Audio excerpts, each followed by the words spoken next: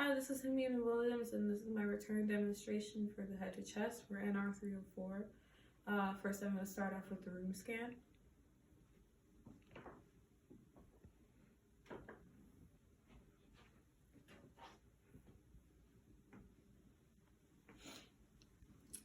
Okay, and so I'm going to go ahead and begin the exam. Yes. Hi, my name is Hermina. I'm going to be your nurse today. How are you? Good. How are you? Is it okay if I perform a short 15-minute exam on you? Yes. Okay, so it's just a regular head to chest, and it's not going to take very long. If you have any questions along the way, please let me know. Is that okay with you? Yes. Okay, perfect. So I'm going to first start off by asking your name and date of birth. I'm going to check your wristband. Melina Williams, January 12th, 1973. Okay, and do you know where you are? Skokie, Illinois. Mm-hmm. And do you have any allergies? No. Okay. Are you in any pain right now? No. Okay. So I'm going to go ahead and move on to my patient's general appearance. Just upon inspection, she appears her stated age. Her skin color is consistent with her ethnicity and genetic background. She appears comfortable. She's sitting upright. She's alert and oriented ×4, and her facial expression matches the mood that she reported when I came in. So I'm going to go ahead and move on to the skin and nails. So first I'm just going to feel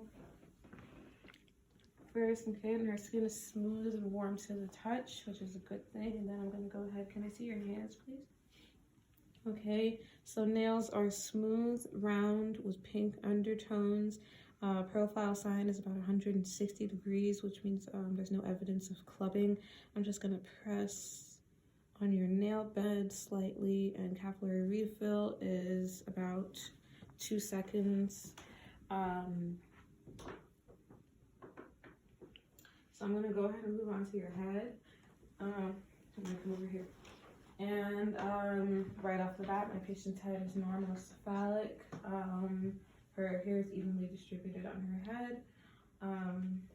Is it okay if I feel your head? Yes. Okay. So no lesions, bumps, or bruises. Is there any pain or tenderness when I do this? No. Okay. So I'm going to go ahead and palpate your lymph nodes. Is that okay with you? Yes. Okay. So preauricular, postauricular, occipital, submental, submandibular,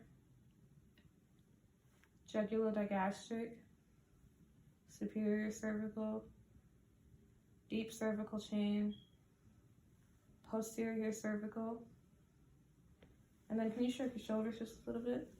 Supraclavicular. Okay, so none of her lymph nodes are palpable, which is a normal finding for an adult female. So I'm going to go ahead and move on to her face, and her her features are all symmetrical. Her eyes are both symmetrical. Eyebrows are both groomed and in shape. Eyelashes are curling up in a way and down in a way. Palpebral fissures are even and symmetrical. There's no redness or swelling in the eyes. Is it okay if I just pull this down a little bit? Can you look up? Okay, conjunctiva are pink, sclera trina white. And the outer canthus of the eye lines up with the top of the ear, which is what we want. I don't have a pen light, so I'm going to just use an imaginary one, and I'm going to look really closely. No, you have to look straight ahead.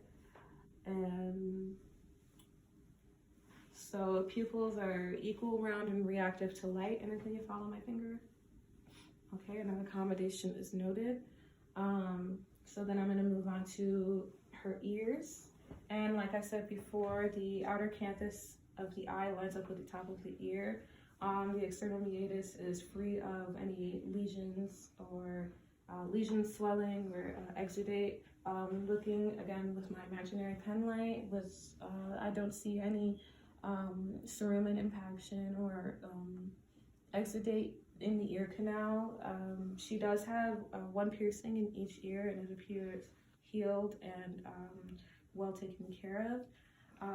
And then I'm just gonna feel. Do you have any pain with that? No. And then do you have any pain with that? No. Okay, and then there's no skin breakdown behind the ear, which is a good thing. And so just gonna do the same thing on the other side. Okay, so just inspecting first. Her external meatus, it appears intact. There's no lesions, bruises, swelling, or exudate. And then again, with my imaginary pen light, when we look inside the auditory canal, and there's no cerumen impaction, and there's no swelling, redness, or exudate. And then I go ahead and look behind for skin breakdown, and I don't see anything. And then is there any pain when I do this? No. Is there any pain when I touch the trees? No. Okay. So I'm going to go ahead and move on to her nose and her mouth. Starting with the nose is medial on the face. It is symmetrical, and then I'm going to go ahead and crouch down so I can look from above. Again, with my pen light, my imaginary pen light. There's no drainage, there's no apparent blockages, and there's no septal deviation. Can you go ahead and plug one nostril and breathe? Okay, plug the other nostril, breathe. Okay, any trouble with that? No. Nares are patent bilaterally. Okay, and then I'm going to go ahead and look at her mouth, starting with her lips. They are pink, moist, and intact. There's no lesions or cracking. And then can you open your mouth for me? Okay, buccal mucosa, pink, moist, and intact. Teeth are china white. They're straight and aligned. You can go ahead and close your mouth for now. Her hard and soft palate are both pink, moist, and intact. The hard palate had a grayish tinge, and the soft palate had a yellowish tinge. A pharyngeal tissue was also pink, moist, and intact. And then can you open your mouth and say ah? Ah. Okay. So uvula rises with phonation, which means that cranial nerves 9 and 10 are intact. Okay, so we're gonna go ahead and move on to heart and lungs. Lungs and heart, I guess. Okay, so starting off with inspection, the costal angle appears to be 90 degrees. She doesn't appear to be using any accessory muscles. She doesn't look like she's struggling to breathe. She's sitting upright. No signs of scoliosis, kyphosis, or lordosis. Is it okay if I feel your chest? Yes. Okay, do you feel any pain with this? No. Okay, and I also wanted to note that the transverse diameter, the ratio of the transverse diameter to the anterior posterior diameter is 2:1, which is a good thing. And then I'm gonna move on to the back. And then, can you take a deep breath for me? Okay, so her chest expands symmetrically. Okay, and then I'm gonna put my palm on, or my hand on your back, and whenever you feel it, can you please say the words blue moon? Yes. Okay. Blue moon. Blue moon. Blue moon. Blue moon. Blue moon. Blue moon. Blue moon. Blue moon. Okay, great. So even vibrations felt throughout with tactile fremitus. So now I'm going to move on to auscultation. So I'm just going to listen to your lungs really quick. Well, not really quick. I'm going to listen to your lungs. Can you please take a deep breath every time you feel my stethoscope? Yes. And please let me know that if you feel dizzy or if you would like for me to slow down. Okay. Okay.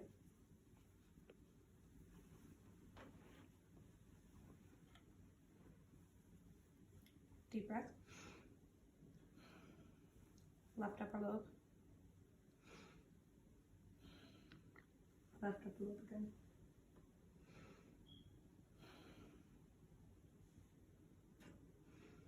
Right upper lobe.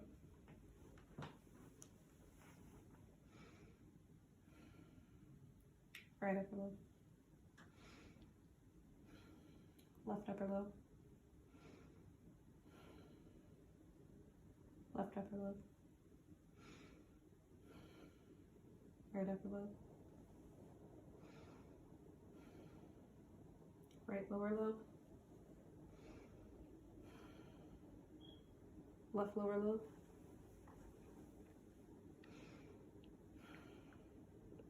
Left lower lobe. Right lower lobe. Okay, clear and even vesicular sounds heard bilaterally. So I'm gonna go ahead and move on to the front. Okay, noting the same thing. I don't see any use of her accessory muscles or work of breathe or her working hard to breathe. Okay, so I'm just gonna go ahead and do the same thing I did on your back. I'm just gonna listen. Can you take a deep breath every time you feel my stethoscope? Yes. Thank you.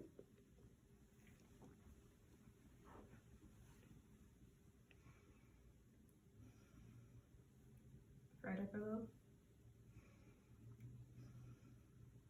Left upper lobe.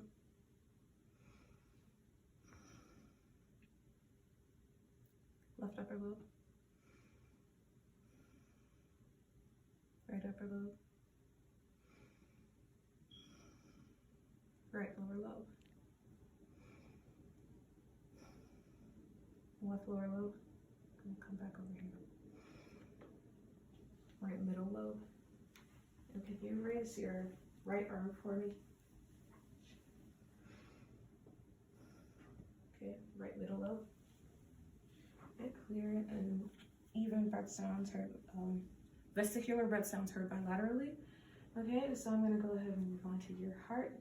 That's the last part of this assessment.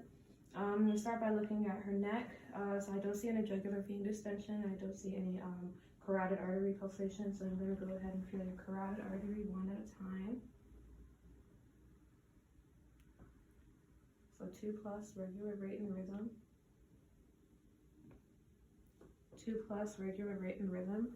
Okay, good. And so then I'm looking at her chest wall now, and I don't see any aortic pulsations.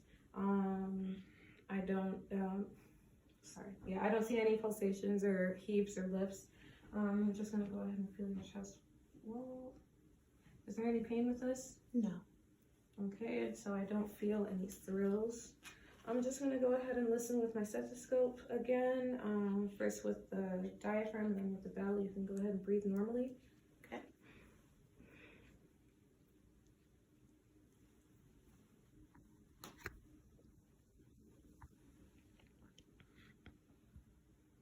Aortic.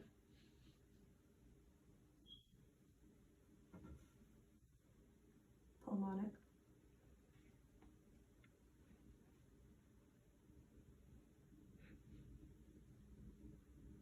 Erb's point.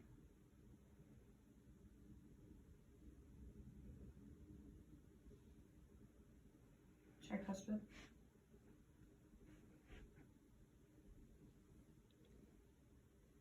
Can I ask you to lift your right breast? Sorry. Mitral. And then for mitral, I would listen for a full minute so I could hear the apical impulse. Okay, a minute has gone by. It's been regular rate and rhythm.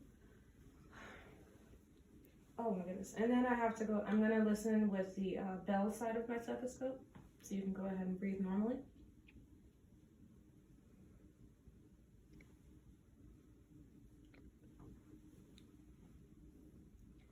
Aortic. Pulmonic.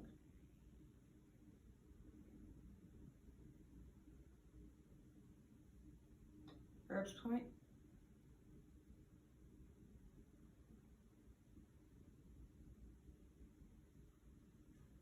Tricuspid.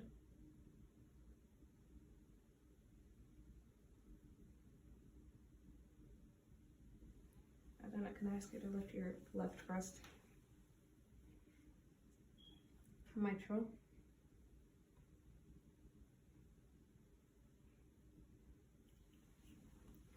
Okay, so there are no S3 or S4 sounds and no murmurs. And when I listened with my diaphragm, I heard S1 and S2 at each location. I want to use one of my self-appointed breaks. I just had to ask you a few questions. Do you use hearing aids? No. Are you exposed to any loud environmental noises? No. And how do you clean your ears? Usually in the shower with warm water. Okay, and so then I'm going to resume my assessment. And so then can you hold your wrists out like this? I'm just gonna feel your radial pulses. Or the pulse in your wrist. Okay, both are 2+ regular rate and rhythm bilaterally. Okay, do you have any questions for me? No. Okay, are you in any pain? No. Can I get you anything? No. Okay, so here's your call light. I'll be back in 15 minutes, and if you need anything, please don't hesitate to let me know. I want to thank you for your time. Yes, and if you need me, just go ahead and press your call light. Okay, and so then I perform hand hygiene. I lower the bed I put the bed in the lowest position and put the side rails up if indicated.